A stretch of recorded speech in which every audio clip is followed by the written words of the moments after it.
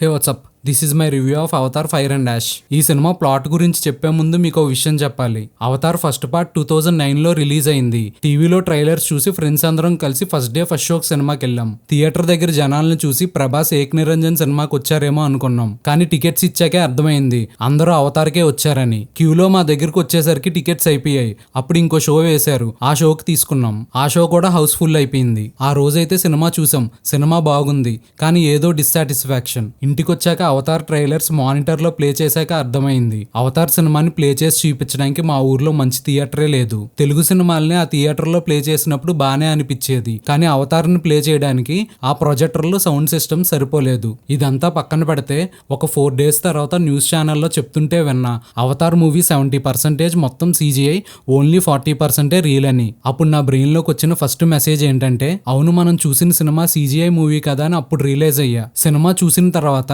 అది అసలు CGI movie అనే మర్చిపోయాను. ఫైర్ అండ్ డాష్ ప్లాట్ విషయానికి వస్తే అంతా పాత ప్లాటే, కొత్త ప్లాట్ ఏం లేదు. అయినా ఇలాంటి సినిమాలకి ప్లాట్ తో పెద్ద పనేముంది. ఇలాంటి సినిమాలు ఫిలిం ఇండస్ట్రీకి ఒక బ్లూ ప్రింట్ లాగా, ఫిలిం మేకర్స్ కి ఈ సినిమా ఒక క్రాష్ కోర్స్ లాగా. మరి ఆడియన్స్ ఈ సినిమాని ఎందుకు చూడాలంటే, దీనికంటే బెస్ట్ CGI మూవీ మీకు ఇంకెక్కడా దొరకదు.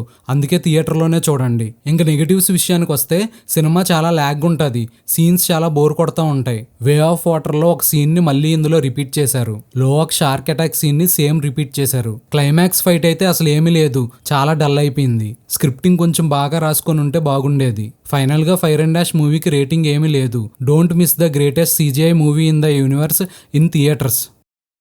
Please like, share and subscribe.